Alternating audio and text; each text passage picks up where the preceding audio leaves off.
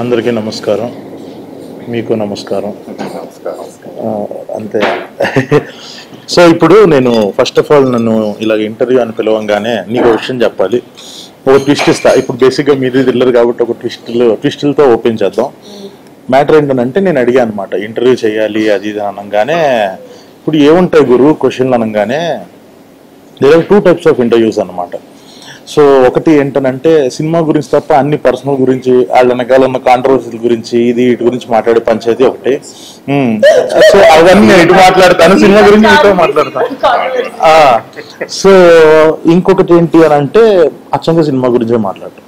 ఇప్పుడు సినిమా గురించి మాట్లాడాల్సింది వచ్చేటప్పటికి మనకి ఎట్లా ఉంటుంది అంటే, మీకు ఎలా ఉంది తనతో వర్కింగ్ ఎక్స్పీరియన్స్, నీకు ఎలా ఉంది ఆయనతో వర్కింగ్ ఎక్స్పీరియన్స్, ఈ కథ ఎప్పుడు చెప్పారు, ఏ లొకేషన్లో చెప్పారు, ఏమనిపించింది, ఇవి వస్తాయి క్వశ్చన్లు అని చెప్పి, ఇలా కాదు నేను సినిమా చూసి మాట్లాడతాను అని చెప్పాను. సో నేను సినిమా చూసాను అనమాట ఆల్రెడీ. అది పరిస్థితి. నేను సినిమా చూసా. ఎందుకు ఏ పెద్ద భూత ఏంటి నేను చూడకూడదు ఏంటి సినిమా?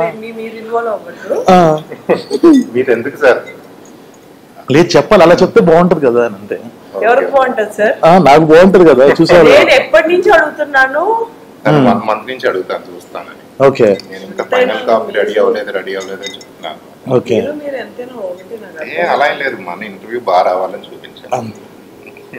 సరే ఓకే. మన ఇంటర్వ్యూ మొదలు పెట్టేటైతే మీరు ఎంతైనా ఒకటే అన్నారు కదా. సో ఫస్ట్ ఒకటి చెప్పు నాకు. ఫస్ట్ నాకు ఈ పోస్టర్ చూడంగానే ఆడపిల్లనే అయితే ఏంటంట. సో ఇది నీ ఐడియానా డైరెక్టర్ ఐడియానా? ఇప్పుడు నీ ఉద్దేశంతో రాసుకున్నావు ఆడపిల్లని అయితే ఏంటంట అని. అంటే ఈ వర్డ్స్ డైరెక్టర్ గారిదో లేదో నాకు తెలియదు, కానీ ఐడియా డైరెక్టర్ గారిదే. బట్ ఐ థింక్ దాని తర్వాత నన్ను చూసి నాతో వర్క్ చేసి క్యారెక్టర్ది నాది రిలేటబిలిటీ చూసి అది పెట్టారేమో అని నేను అనుకుంటున్నాను. మీరేమంటారు? 100% స్క్రిప్ట్ లెవెల్లో ఈ డైలాగ్ లేదు. ఓకే ఓకే, అంటే ట్యాగ్ లైన్ లేదు. ఓకే. బట్ వర్కింగ్ టైంలో క్యారెక్టర్ని ఎలా ప్రజెంట్ చేద్దాం ఆడియన్స్ కన్నప్పుడు ఐ థాట్ సౌమ్య అనే క్యారెక్టర్ని ఇలా సమ్మరైజ్ చేయొచ్చు అని అనిపించింది. యాక్చువల్గా నిజం చెప్పాలంటే సౌమ్య గారు చాందిని కూడా అలా సమ్మరైజ్ చేయొచ్చు. Okay okay. సౌమ్య కన్నా చాందిని ఎలా డిఫైన్? ఆడపిల్లని అయితే ఏంటంట అన్నది సినిమా మధ్యలో సౌమ్య క్యారెక్టర్ని జనానికి ఎలా ప్రజెంట్ చేద్దాం అనుకున్నప్పుడు can we summarise her in a single line అన్నప్పుడు వచ్చిన ట్యాగ్ లైన్ అనమాట. But I have to say that it's just not Soumya's tag line, it is also Chandini's tag line. ఆడపిల్లనే అయితే ఏంటంట అన్నది it's also her tag line. So అయితే ఇప్పుడు మీరు ఒక్కొక్క క్యారెక్టర్కి ఒక్కొక్క నేను సరిపోనా అని చెప్పేసి వశిష్ఠ క్యారెక్టర్ పోస్టర్ కానీ, అశురెడ్డికి ఒకటి అదేంటిది నా బాడీ సూపర్ డీలక్స్ కదా, నా బాడీ సూపర్ డీలక్స్. సో ఇలా డిఫైన్ చేసుకుంటారు కదా. సో ఇప్పుడు ఫస్ట్ ఒక ఏవం అనే సినిమాని ఫస్ట్ లుక్ పోస్టర్ దగ్గర నుంచి ప్రొజెక్ట్ చేస్తున్న విధంగా దీన్ని డే 1 నుంచి మీరు ఒక ఫీమేల్ ఓరియంటెడ్ సినిమా లాగానే చూసారా? లేదండి, అంటే ఐ డోంట్ నో సందీప్, ఈ ఫీమేల్ ఓరియంటెడ్ థ్రిల్లర్ ఈ వర్డ్స్ తర్వాత వస్తాయి అనుకుంటా. నేను ఫస్ట్ రాసింది కథ. ఆ కథ రాసినప్పుడు నేను ఇంటర్వల్ బ్యాంగ్ ఇలా ఉండాలి, ప్రీ క్లైమాక్స్ ఇలా ఉండాలి, క్లైమాక్స్ ఇలా ఉండాలి అని రాసుకోలేదు. సౌమ్య, యుగంధరు, అభి, ఆషు అన్న క్యారెక్టర్ క్రియేట్ చేసుకుని ఆ క్యారెక్టర్లతో కూర్చుని భోజనం చేసి డైన్ చేసి వాటితో వాకింగ్ చేసి నా మనసులో ఇలా సో క్యారెక్టర్స్ని పూర్తిగా డైజెస్ట్ చేసుకున్నాను.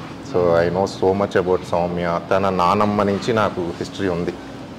సో నేను కథ రాసినప్పుడు ఆ ఇనీషియల్ ప్రిమైజ్లోకి వెళ్ళిన తర్వాత what would Soumya do, what would Yugandhar do, what would Ashu అన్న క్వశ్చన్ నేను వేసుకుని ఆ క్వశ్చన్ ఆన్సరే నా నెక్స్ట్ సీన్ అవుతా వచ్చిందనమాట. సో అందులో ఆ సీన్లు క్లియర్గా రావాలంటే clear definition of the character చాలా అవసరం. So character is a very diverse complex thing, but you have to condense it to something to a clear motive of the character. So ఒకలా చూస్తే కనుక ఈ ట్యాగ్ లైన్సే కాదు అవి, ఆ క్యారెక్టర్ మోటివ్స్ కూడా అవి. హారిక నా బాడీ సూపర్ డీలక్స్ ఎందుకు అంది అన్నది ఆ క్యారెక్టర్ మోటివ్ అది. అలాగే యుగంధర్ నేను సరిపోనా అన్నది హిజ్ మోటివ్ ఆల్సో. సో అలా వచ్చినాయి. అంటే ఒక రకంగా చెప్పాలంటే అలవోకగా వచ్చినాయి. నేను ముందుగా పోస్టర్ ఇలా డిజైన్ చేద్దాం అనుకుని చేసిన పని కాదు ఇది. దాని తర్వాత మన బ్రీఫ్లోని ఇట్లోని మార్కెటింగ్ టీమ్స్ ఇట్లా ఉన్నప్పుడు వాళ్ళకి ఇది నచ్చి సరే ఇలా చేద్దాం అని వాళ్ళు టేకప్ చేసి వాళ్ళ ముందు తీసుకెళ్ళి. సో నీకు వచ్చిన ఆ ఫస్ట్ ఒక మన ఇన్స్టింక్ట్ ఒకటి చెప్తుంది కదా, నువ్వు ఇప్పుడు నాకు మన ఇద్దరికి నెరేషన్ అయిన తర్వాత నువ్వు నాకు దాని నుంచి సో ప్రతి యాక్టర్కి ఆ కథ విన్న తర్వాత దీని నుంచి నా ఎక్స్పెక్టేషన్స్ ఏంటి, దీని తర్వాత నాదేంటి కెరియర్, నేను ఇప్పుడు ఇలాంటి క్యారెక్టర్ చేస్తున్నా, దీని తర్వాత నాకు ఇలా జరిగితే బాగుండు ఇలాంటిది అని చెప్పేసి నువ్వు దీంట్లోంచి ఏం చూసావు ఈ సినిమాలోంచి ఇప్పుడు నువ్వు చేయడానికి?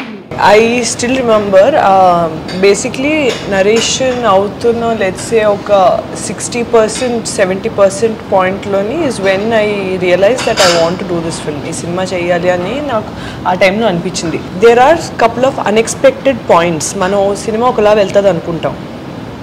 నేను చాలాసార్లు ఏంటంటే స్టోరీ నేను ఎలా వింటానో నీకు కూడా తెలుసు. సో అది ఇన్వాల్వ్ అయితే విజువలైజ్ చేసుకుంటున్నప్పుడు నాది ఒక ముందు నెక్స్ట్ 1-2 సీన్స్ ప్రెడిక్ట్ చేయడం ట్రై చేస్తూ ఉంటాను నేను వింటూ ఉన్నప్పుడు, ఇలా అవుతుంది అలా అవుతుంది అని. చాలాసార్లు చాలా ప్లేసెస్లోని కొన్ని కీ చేంజెస్ అవుతాయి, మనం ఎక్స్పెక్ట్ చేసింది కాకుండా ఇంకో విధంగా వెళ్ళేది. అది అసలు నా మైండ్లో ఉండేదే కాదు. అలాంటి అంటే వాటిని ట్విస్ట్ అనాలో అన్ఎక్స్పెక్టెడ్ రెవల్యూషన్స్ అనాలో ఏమన్నాలో తెలియదు, కానీ అవి అయితే జరిగేవి. అది నాకు చాలా ఇంట్రెస్టింగ్గా అనిపించింది. అండ్ ఈ అమ్మాయి క్యారెక్టర్ ఆర్క్ నాకు నచ్చింది. అంటే ఒక ఈగర్నెస్, అమ్మాయి ఒకరిని ఇన్స్పిరేషన్గా తీసుకుని వచ్చి ఎలా అయినా మార్కులు కొట్టేయాలి, ఎలాగైనా నాలో ఇంత సత్తా ఉంది నేను చూపించుకోవాలి, that eagerness to show her capabilities. At the same time తన vulnerability factors, at the same time తను తను అదంతా ఉన్నా బికాస్ తను పెరిగిన వాతావరణం అవ్వచ్చు, లేదా తను షీస్ ఫ్రమ్ వికారాబాద్, అక్కడ తను పెరిగిన వాతావరణంలోని ఇంతవరకే స్కోప్ ఉంది మేబీ ఆ అమ్మాయి పర్సనలీ గ్రో అవ్వడానికి. కానీ అమ్మాయి మైండ్ వైజ్లో చాలా బ్రాడ్, తనకి చాలా ఇది చేయాలి అది చేయాలి ఉంటుంది, చాలా ధైర్యం, కానీ అది తను చూపించుకోలేదు, సైలెన్స్లో ఉంటుంది. ఆ ఇన్నర్ టర్మాయిల్స్ అవి నాకు చాలా నచ్చాయి. సో అది తను how is she breaking it, అంటే లేదు లేదు లేదు అంటున్నా సరే వెళ్ళి చేయాలని ఏమనుకుంటారు అన్నది ఒక తెగింపు వచ్చేస్తుంది, ఒక పాయింట్లో తెగింపు వచ్చేస్తుంది. అవును, అంటే ఆ తర్వాత బికాజ్ సినిమా చూసా కాబట్టి నేను కూడా చెప్పొచ్చు, ఆ ఇన్నోసెన్స్ నుంచి వెళ్తూ వెళ్తూ ఒక పాయింట్ తర్వాత ఏమనిపిస్తుంది అంటే వై ఇలా చేద్దాం, ఇప్పుడు దీని తర్వాత రిపర్కషన్స్ ఏముంటాయి, దానివల్ల ఏమైనా ప్రాబ్లమ్స్ అరైజ్ అవుతాయి, అంత దూరం ఆలోచించదు. ఫాస్ట్గా చేసేయాలి, తొందరగా చేసేయాలి, మనం మార్కులు కొట్టేయాలి, ప్రూవ్ చేసుకోవాలి, నేను ఇప్పుడు ఇది ఒక కేసు సాల్వ్ చేసేస్తే అప్పుడు నన్ను సీరియస్గా తీసుకుంటారు, ఆ కైండ్ ఆఫ్ ఇది వెళ్ళి వెళ్ళి వెళ్ళి దెన్ ఫైనలీ ఒక అన్ఎక్స్పెక్టెడ్ పొజిషనింగ్లోని తను అనుకోకుండా ఒక కైండ్ ఆఫ్ ఒక క్రేజీ కేసు వచ్చి తన ముందు ఉంటుంది, ఎవరు పట్టించుకోరు. ఈ కేసులో ఇంత సీన్ ఉందనే విషయం ఎవరికి తెలీదు. అది తను she realizes it and then how that becomes big. అంటే అది ఎక్స్పెక్ట్ చేసిన కన్నా కేసు చాలా పెద్దది అవుద్ది ఇన్ టర్మ్స్ ఆఫ్ సివియారిటీ. ఇప్పుడు మనం కొత్తగా ఏ ప్రొఫెషన్లోకి వెళ్ళినా సరే, పోలీస్ అవ్వనివ్వండి లేదా మన ఫీల్డ్ ఏవైనా సరే, ఎలా నడుచుకోవాలి, ఎలా మాట్లాడాలి, ఎలా బిహేవ్ చేయాలి, ఎంత చెప్పాలి ఎంత చెప్పకూడదు, ఎలా చెప్పాలి, ఈ మ్యాజిక్లు గిమ్మిక్లు మనకు తెలీదు. మనం ఎందుకంటే మనకి అవన్నీ ట్రైనింగ్లు ఇవ్వరు కదా, మనకి ఎంతసేపు ఇప్పుడు యాక్టింగ్ ట్రైనింగ్ ఎవరైనా తీసుకుంటే యాక్టింగ్ నేర్పిస్తారు, ఇంటర్వ్యూల్లో ఎలా మాట్లాడాలో, బయట ఎలా నడుచుకోవాలో అవన్నీ గ్రూమింగ్ అదంతా ఉంటుంది, కానీ జనరల్లీ అదంతా ఉండదు.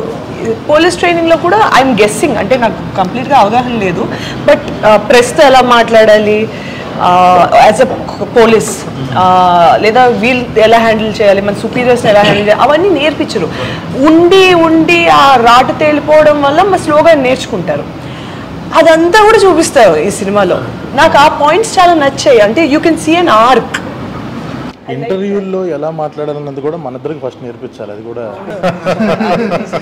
ఇప్పుడు నువ్వు నేను ఇంట్లో కూర్చొని క్యాజువల్ గా మాట్లాడి మీ ఇద్దరు కంపేర్ టు మీ సీనియర్స్ ఇక్కడ ఇంటర్వ్యూస్ లో, అందుకే కంఫర్టబుల్ గా కూర్చోవడం వల్లే కదా మాకు ఈ ప్రాబ్లమ్స్. నేను కూడా అంతే, ఇలా కూర్చోకుండా మన ఇలా వెనకాల కూర్చొని మాట్లాడినందుకు నాకు చాలా యాటిట్యూడ్ అన్న పేరు వచ్చింది. సో అదే అంటుంది మాత్రం దానికి పిల్లలరా మీరు. సో నాకు ఈ క్యారెక్టర్, ఈ సౌమ్య క్యారెక్టర్ నేను ఎందుకు ఒక ఆ ఫీమేల్ క్యారెక్టర్కి అలా కనెక్ట్ అవ్వటము అది ఏంటి అని అంటే, సో నేను కూడా బయట స్వతహాగా చాలా ఓవర్ ఎక్సైటెడ్గా అయింది. సో ఇది బాగా సుహాస్కి కానీ ఎస్కేఎన్ గారికి కానీ బాగా నాతో వర్క్ చేసేవాళ్ళకి వీళ్ళందరికీ తెలుసు. ఏంటి అని అంటే ఇలాంటి సిచ్యువేషన్లో ఎలా వస్తుంది అంటే, నేను బాగా ఒక క్యారెక్టర్కి ఎంపథైజ్ ఎందుకు చేసుకోగలిగాను అని అంటే, మనం ఒక కైండ్ ఆఫ్ రూల్ ఒకటి ఉంటుంది, నువ్వు ఇలా వెళ్ళాలి, ఈ టైంలో ఇది చేయాలి, ఈ టైంలో ఇది చేయాలి. నేను ఏదో ప్రూవ్ చేసుకోవాలన్న తపనలో నేను ముందే కొన్నిసార్లు చేసేసినప్పుడు కొన్నిసార్లు ఏమవుతుంది అని అంటే, సో ఒకవేళ అది ఫెయిల్ అయింది, మనం వేసిన స్టెప్ ఫెయిల్ అయింది అని అంటే ఆ ఫెయిల్యూర్ నువ్వు ఒక్కడివే అనుభవించాలి. సక్సెస్ అయిందని అనుకో, ఇప్పుడు ఈ అమ్మాయి వెళ్ళింది, సౌమ్య అనే అమ్మాయి వెళ్ళి తను ఒంటరిగా వెళ్ళి ఒకటి ఏదైనా సాధించింది అనుకో, yes we got a clue అని పోలీస్ డిపార్ట్మెంట్ మొత్తం అంటది, రాలేదని అసలు నేను ఎవడాలమన్నాడు అంటారు. ప్లస్ ఇన్హరెంట్గా తనకున్న ఇంకొక ప్రాబ్లం ఏంటి, ఆడపిల్ల అనేసరికి సరే నువ్వు ఉండమ్మా నేను వెళ్తాను, లేదా నువ్వైతే నువ్వు ఇన్ ఫైల్ సెక్షన్స్ చూసుకో, మర్డర్ కేసు నీకెందుకు, ఈ తనకి ఈ అడ్డంకులు ఉన్నాయి కాబట్టి she's more eager to prove herself. So ఆ చూపించుకోవడానికి ఏంటంటే ప్రోటోకాల్స్ వైలేట్ చేసేస్తుంది సౌమ్య. సో వైలేట్ చేసింది తప్ప ఒప్ప, సినిమా ట్యాగ్లైన్ అది కదా, ఏది తప్పు ఏది ఒప్పు. సో ఏవమ్మన్న టైటిల్ కూడా అందుకే. అసలు ఏంటిది ఏవమ్మంటే ఏంటి నాకు ఇప్పటికీ అర్థం కాలేదు, ఫస్ట్ ఒకసారి చెప్పండి. ఎందుకంటే నేను నా ఆన్సర్ చేయలేకపోతున్నాను సార్, బయటికి వెళ్తే అవునా? So see why is it called ఏవం? So it does happen. ఆయన ఇట్ డస్ హ్యాపెన్ క్యాప్ అయితే పెట్టుకున్నారు. ఓకే, ఇప్పుడు ఏవమ్మంటే ఏంటి? సో ఎందుకు ఏవం పెట్టానో చెప్తాను, దాని తర్వాత మీకు ఒక చిన్న ఇంకొక హింట్ కూడా ఇస్తాను, అది ఇంటికి వెళ్ళి ఆలోచించండి.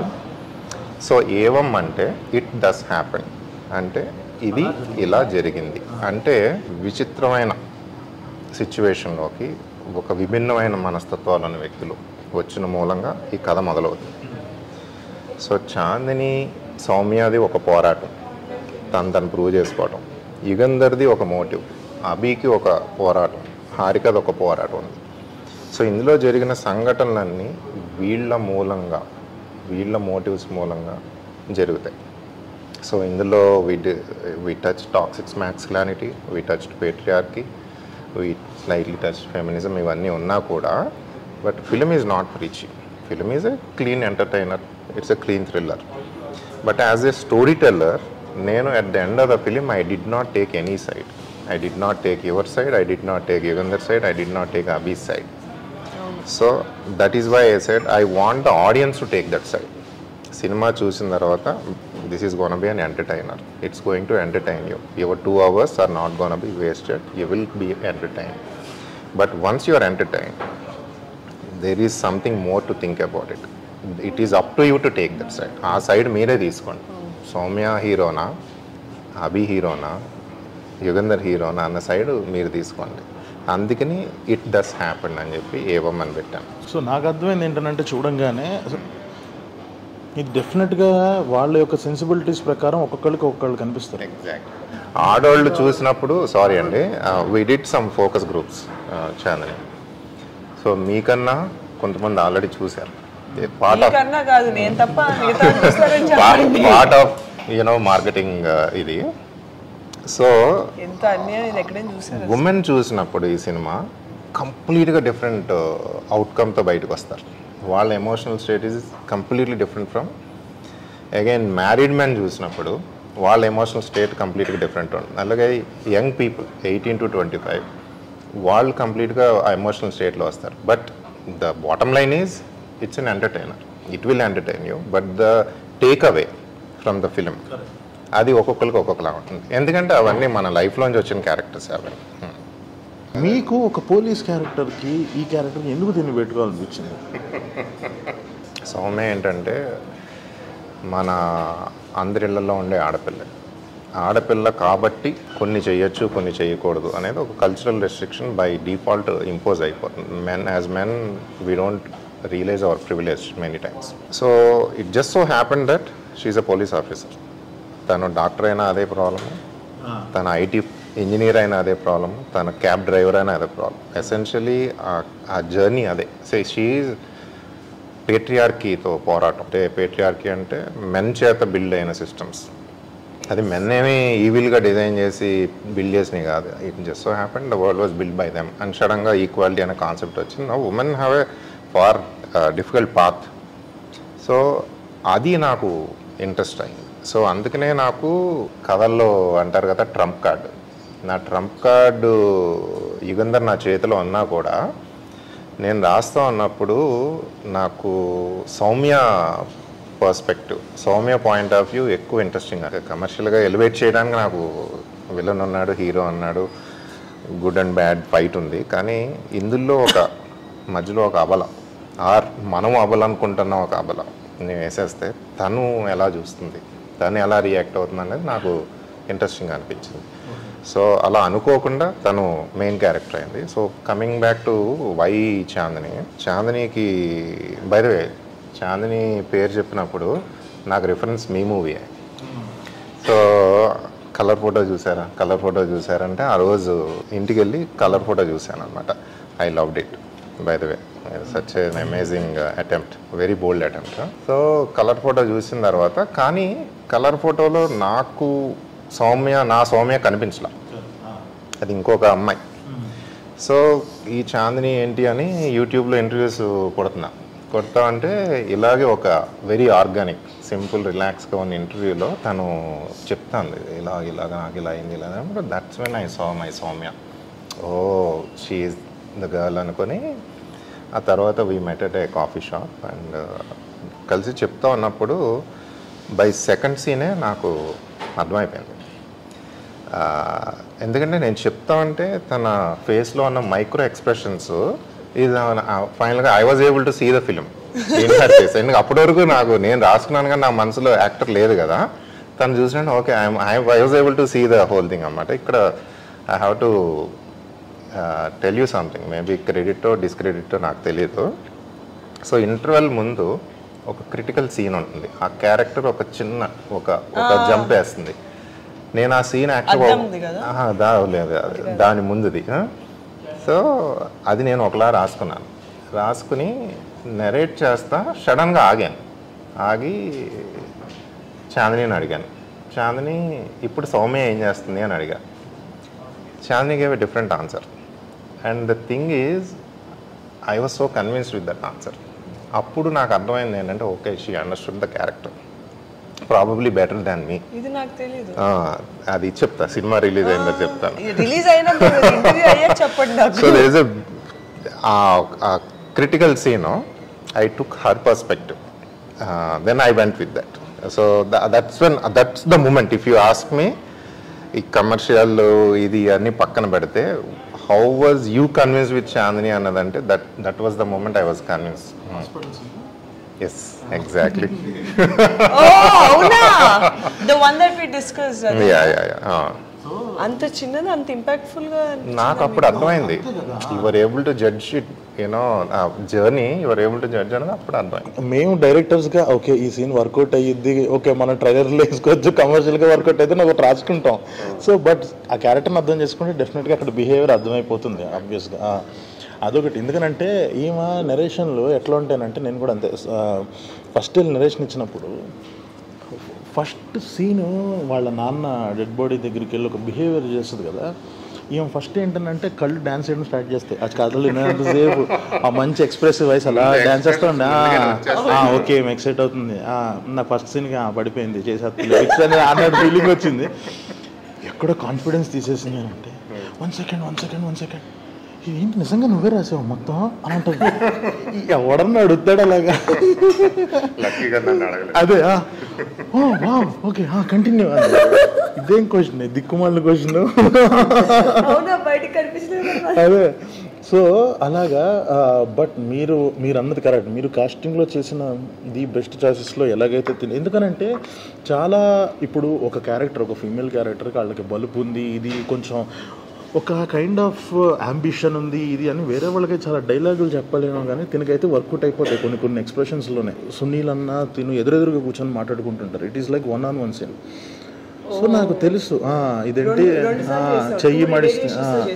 చెయ్యి మడిస్తే కండపడాలి, నవ్వితే బుగ్గ మీద సొట్టపడాలి, గాలికి జుట్టు ఎగరాలి, ఇలాగా ఒక బ్యూటీని డిఫైన్ చేసే సీన్ ఒకటి ఉంటుంది. అది it was completely different thing అప్పుడు దానికన్నా ముందు. బట్ ఏంటంటే ఆయన కౌంటర్స్కి తినిస్తున్న రియాక్షన్స్కి అర్థమైపోయింది, ఓకే ఆల్రెడీ మండిపోయి ఉంది, క్లియర్గా అర్థమైపోతుంది, ఇంకెందుకు ఈ డైలాగులన్నీ రాయటం అని చెప్పి జస్ట్ ఒక డైలాగ్తో ఉంచా. సో ఇందులో కూడా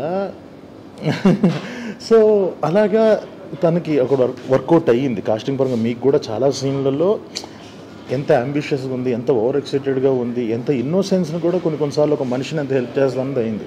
బట్ మీరు చేసిన ఇంకో బెస్ట్ డెసిషన్ ఏంటి అని అంటే వశిష్ఠ క్యారెక్టర్, యుగంధర్ అనే క్యారెక్టర్ ఫెంటాస్టిక్ జాబ్. అసలు అది తినేస్తున్నాడు, అసలు కనిపించినప్పుడల్లా అలా స్క్రీన్ మొత్తాన్ని తినేస్తున్నాడు తను అసలు. అంటే తన వాయిస్ కానీ, అంటే తను Kannada actor but still Telugu అంత బాగా డబ్బింగ్. ఎందుకంటే యాక్చువల్ డైలాగులు తెలుగులో రాసిమ్మనేవాడు, తెలుగులోనే చదివి తెలుగులోనే చెప్పేవాడు.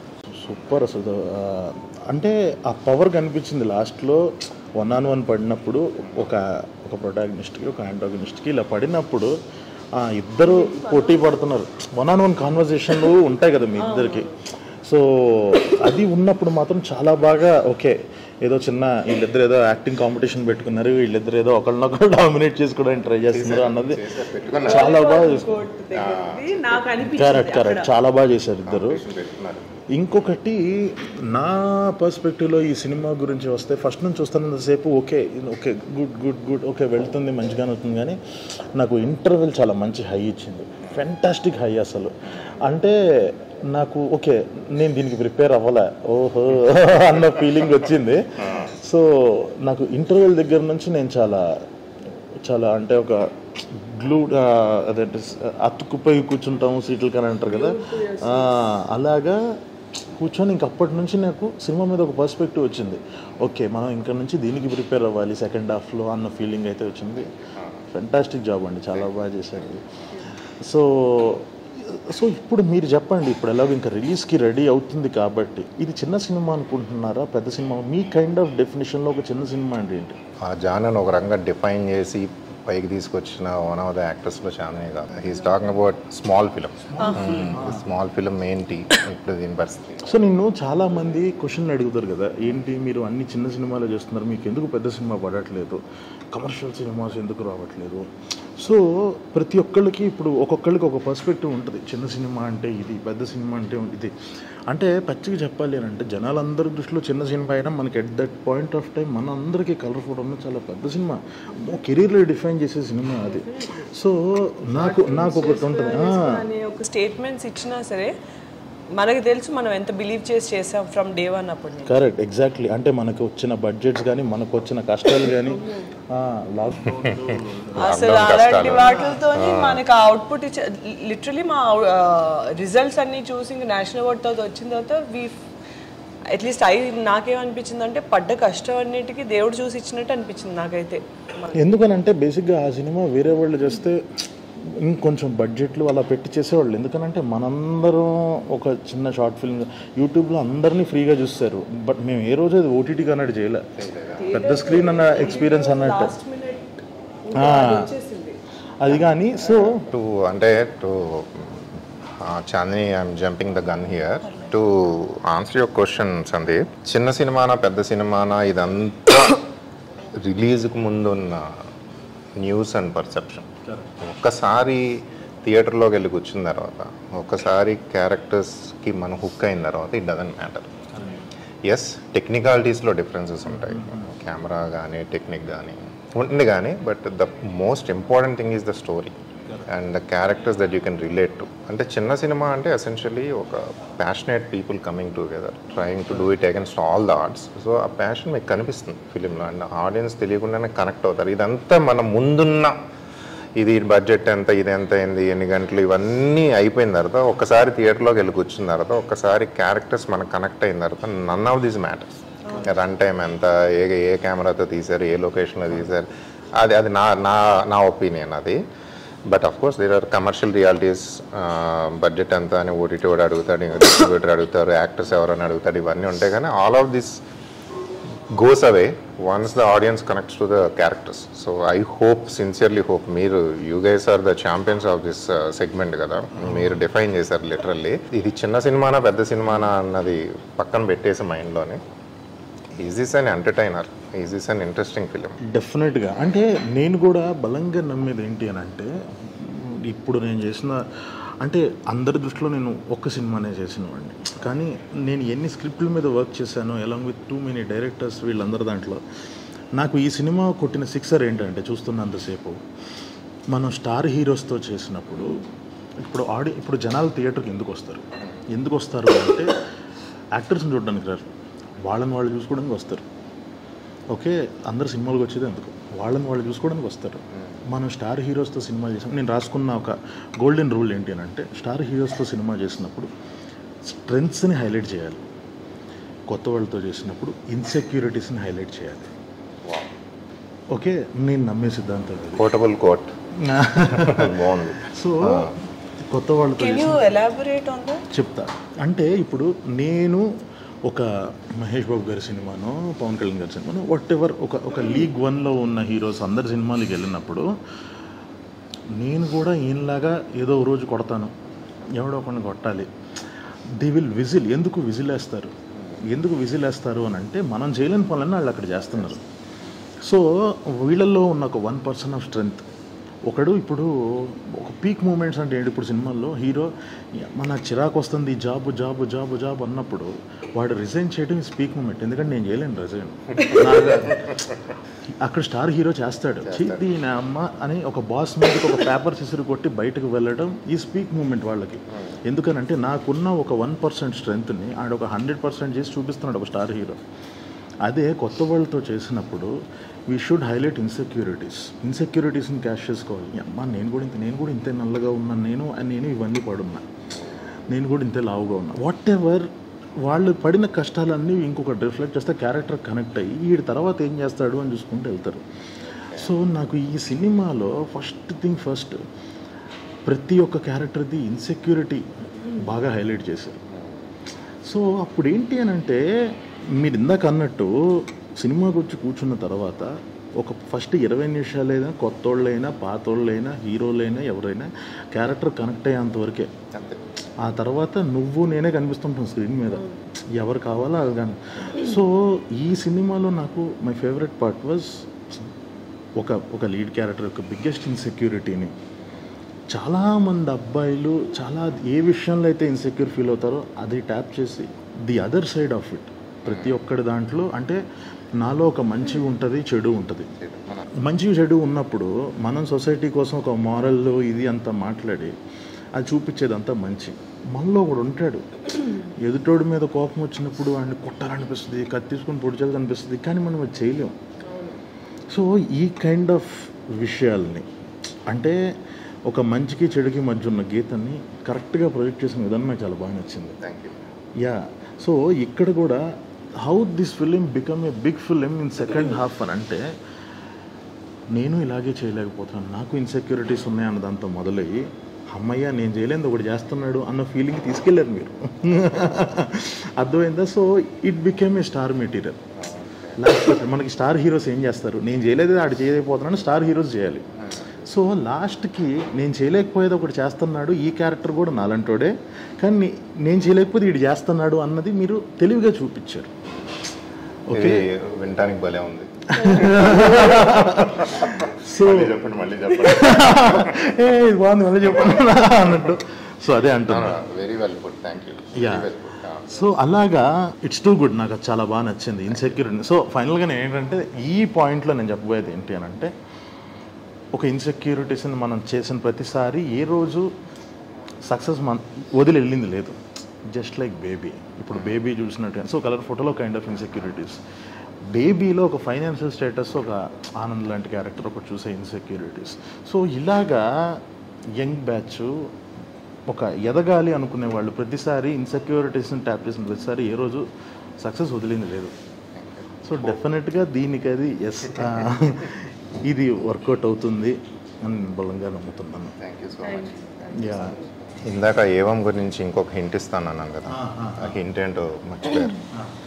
సో ఈ వర్డ్కి ఇంకొక ఆరిజిన్ ఉంది. 4 లైన్స్ సింబల్, మన ఇండియన్ సింబల్, కాన్స్టిట్యూషన్ సింబల్. కింద ఏమని రాసి ఉంటుంది, సత్యమేవ జయతే ఏవా ఏవం. సో ఒకసారి అది కూడా I'm just dropping A hint. ఆ మీనింగ్ కూడా సినిమా చూసిన తర్వాత ఆ మీనింగ్ కూడా కనెక్ట్ అవుతుంది. అదే ఎందుకు ఈ సాంస్క్రిట్ శ్లోకాలు ఇవన్నీ మీరు వాడాలనుకున్నారు? అలా అనుకోలేదండి, అనుకోలేదు టు బి ఆనెస్ట్. యాక్చువల్గా సెకండ్ హాఫ్లో ఒక థ్రిల్లింగ్ మూమెంట్ ఉంటుంది. సౌమ్య ఇన్వెస్టిగేషన్లో ఒక key moment and it's a true thriller scene, your quintessential thriller scene. So మేము ఇది ఎడిట్లో కట్ చేసుకున్నప్పుడు రఫ్ వర్షన్ మేము ఒక ట్రాక్ ఇంటర్నెట్లో తీసుకుని పెట్టుకున్నాం. సో నేను మా మ్యూజిక్ డైరెక్టర్ కీర్తన పెద్ద మార్చొద్దు దీన్ని, కావాలంటే విల్ బై దిస్ ట్రాక్, లేదంటే సిమిలర్ ఇవ్వండి నాకు, ఎందుకంటే అప్పటికి మేము అందరం కన్విన్స్ అయిపోయాం. ఎందుకంటే అప్పటికి 20-30 సార్లు చూసాం అందరం అదే ఆ ట్రాక్తో, దానికి ట్రాక్ కట్ చేసాం కూడా.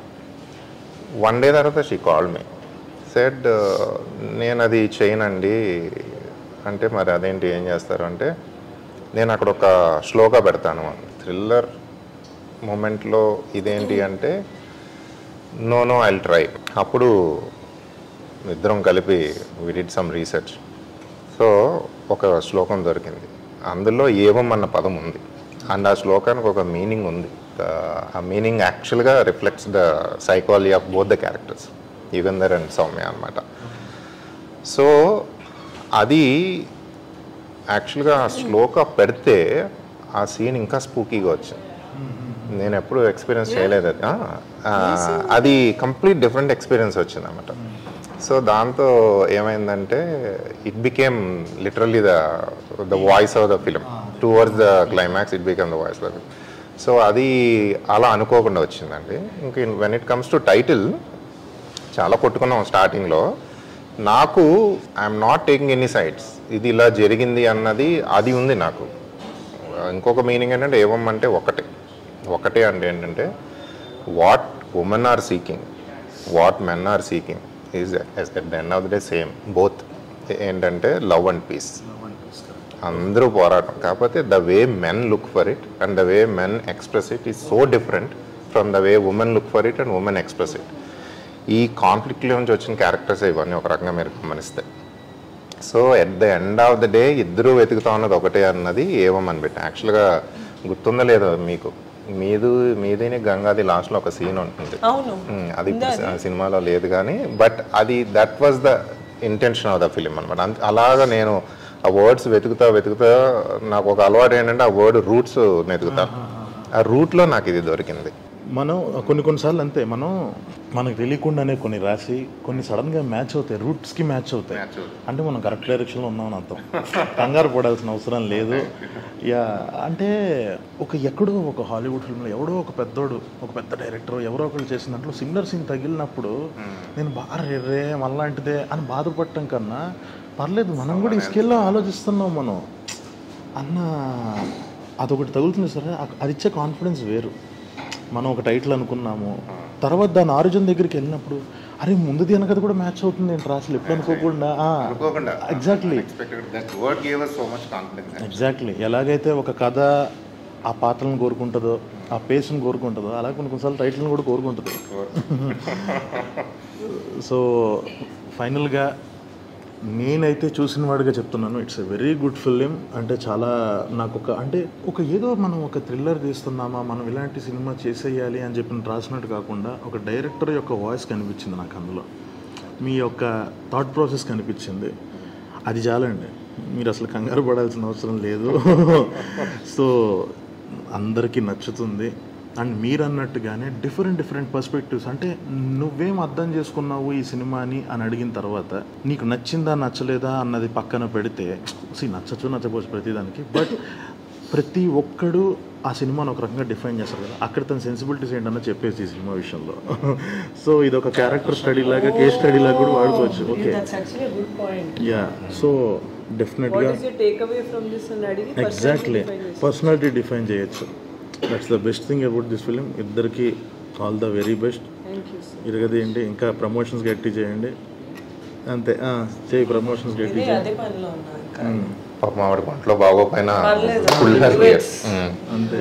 So thank you so much. So మీరు సినిమా చూస్తానన్నప్పుడు కొంచెం టెన్షన్ ఫీల్ అయ్యాను, కలర్ ఫోటో డైరెక్టరు నా సినిమా చూస్తున్నారు అని. సో సినిమా మీరు చూసిన దాని తర్వాత బాగుంది బాగాలేదు మీరు అన్నట్టుగా ఇట్స్ ఏ సబ్జెక్టివ్ ఒపీనియన్. తర్వాత మన ఇద్దరికి జరిగిన డిస్కషన్ నేను చాలా బాగా చేశాను. అంటే మీరు అడిగిన questions the sensibility, I really like the sensibility. And ఇంకొకటి, you graciously offer to interview us. This is our first interview together.